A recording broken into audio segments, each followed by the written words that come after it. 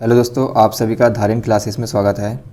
इस क्लास में हम छत्तीसगढ़ राज्य सहकारी बैंक एपेक्स बैंक 2023 के एग्ज़ाम के लिए मैथ सीखने वाले हैं और आज का हमारा टॉपिक है अनुपात एवं समानुपात। यह जो है अनुपात एवं समानुपात का पार्ट 2 रहेगा। यहाँ पर हम जितने भी प्रश्न देखेंगे यह सभी प्रश्न छत्तीसगढ़ राज्य सहकारी बैंक एपेक्स बैंक 2023 के एग्ज़ाम के लिए बहुत ही महत्वपूर्ण है। अब हम इस क्लास को स्टार्ट करते हैं। हमारा पहला प्रश्न है, एक महाविद्यालय में लड़कों तथा लड़कियों का अनुपात 5:3 है। उसमें से यदि 50 लड़के महाविद्यालय छोड़ दे और 50 लड़कियां महाविद्यालय में आ जाए तो उनका अनुपात 9:7 हो जाता है। तदनुसार उस महाविद्यालय में लड़कों की संख्या कितनी है। अब हम इस प्रश्न को सॉल्व करेंगे। मान लेते हैं महाविद्यालय में लड़कों की संख्या जो बॉय है इनकी संख्या मान लेते हैं 5x और जो लड़कियां हैं गर्ल जो है इनकी संख्या मान लेते हैं 3x। आगे प्रश्न कह रहा है कि उनमें से यदि 50 लड़के महाविद्यालय छोड़ दे, बॉय की संख्या कितनी है 5x है, इसमें से 50 छोड़ दे तो -50 अपॉन और 50 लड़कियां महाविद्यालय में आ जाए, जो गर्ल है कितनी है 3x है, 50 और आ जाती है तो +50। उसके बाद जो रेशियो हो जाता है कितना जाता है 9/7 को हो जाता है। अब यहाँ पर 7 का गुना 5x - 50 के साथ करेंगे तो 7 का गुना 5x के साथ करेंगे कितना का 5 7 35, तो 35x माइनस 50 × 7 कितना होगा 350 बराबर 9 का गुना 3x + 50 के साथ करेंगे तो 9 × 27x प्लस 9 × 5 = 45, तो 450। 35x में से 27x घटाएंगे तो ये बचेगा 8x, ये -350 दूसरी तरफ जाएगा तो प्लस में जाएगा, तो 450 + 350,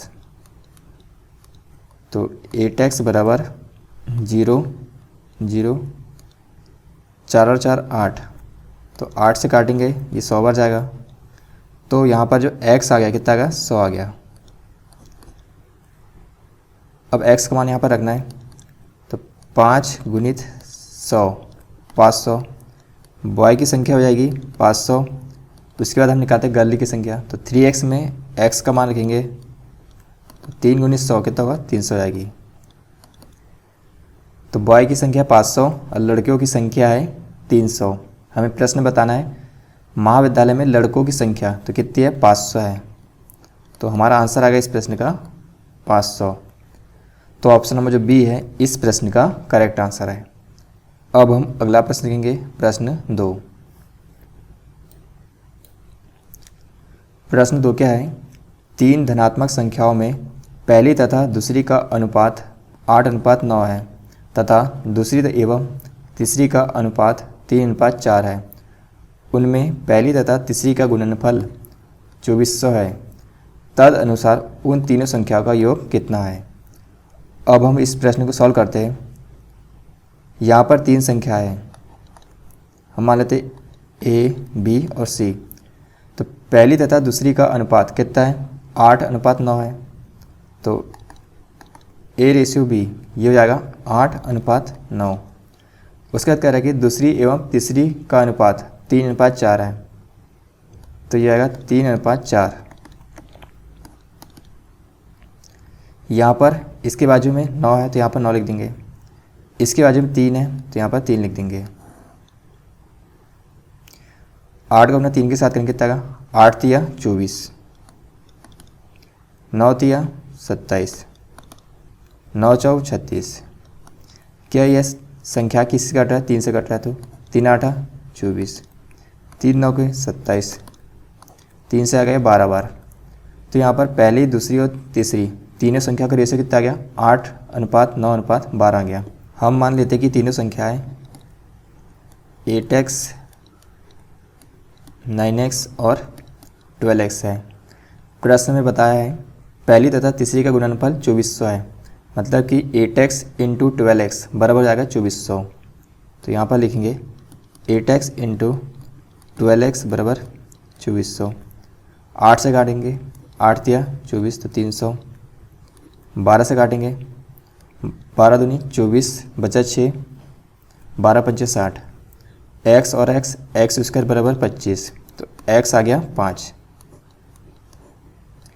हमें प्रश्न में बताना है तीनों संख्याओं का योग, मतलब यहाँ पर 8x 9x और 12x। तो यहाँ जोड़ेंगे 12 और 9 21, 21 8 29। तो 29x की वैल्यू बताना है, तो 29 गुणित 5 कितना आएगा 145 आएगा। यही हमारा आंसर है। तीनों संख्याओं का योगफल कितना होगा, तो 145 होगा। तो हमारा ऑप्शन नंबर जो डी है इस प्रश्न का करेक्ट आंसर है।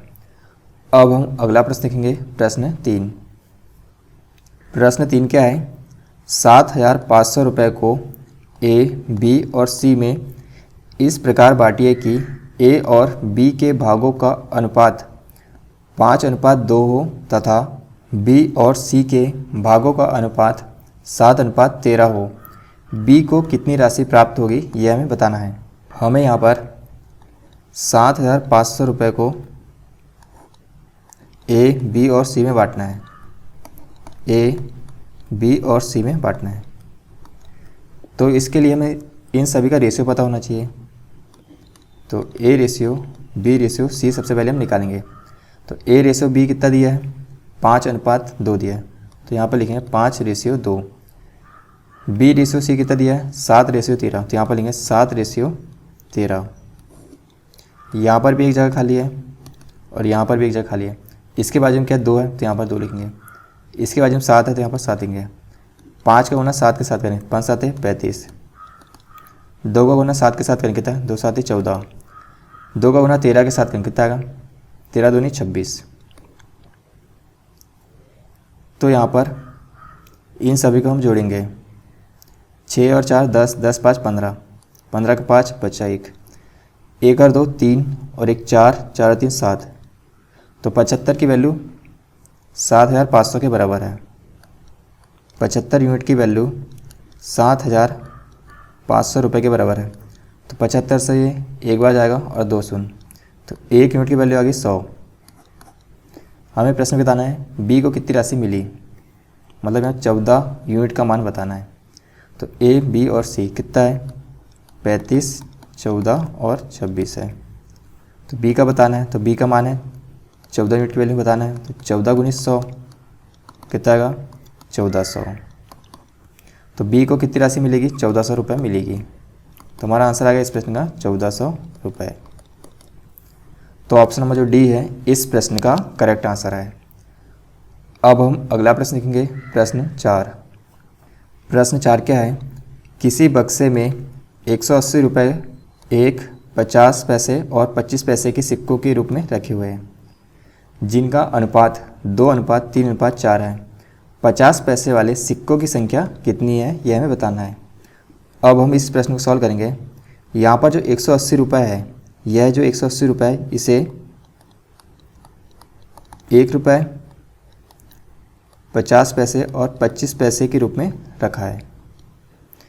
और इनका जो रेशियो है कितना दिया है, 2:3:4, मतलब ये कॉइन का रेशियो दिया है। ये जो है नंबर ऑफ कॉइन है। तो हम सबसे पहले निकालेंगे अमाउंट का यहाँ पर हम रेशियो निकालेंगे। तो 1 रुपये के 2 सिक्के हैं, तो 1 गुणित 2। 50 पैसे हम लिख सकते हैं 1/2 गुणित 3। 25 पैसे के लिख सकते हैं 1/4 गुणित 4। तो 2 हो जाएगा, ये आएगा 3/2। 3/2 कितना आएगा, 1.5 आएगा, तो 1.5। 4 से 4 कैंसिल हो जाएगा, तो ये बचेगा 1। तो अमाउंट का रेशियो आ गया 2:1.5:1। तो 2 और 1 3 और 1 4, तो 4.5। तो 4.5 की वैल्यू प्रश्न में दी है 180। तो 1 यूनिट का मान निकालेंगे 180/4.5। दशमलव यहाँ से हटाएंगे तो ऊपर यहाँ पर 10 आएगा। 45 से काटेंगे 4 बार, तो 1 यूनिट की वैल्यू होगी 40। हमें प्रश्न बताना है 50 पैसे वाले सिक्कों की संख्या। तो 50 पैसे वाले सिक्कों की संख्या कितनी है, 3 है। कितनी है, 3। तो 3 यूनिट का मान बताना है। 3 गुणित 40, तो 40 दिया 120, तो हमारा आंसर कितना आएगा 120। 50 पैसे वाले सिक्कों की संख्या कितनी है, तो 120 है। तो हमारा ऑप्शन नंबर जो सी है इस प्रश्न का करेक्ट आंसर है।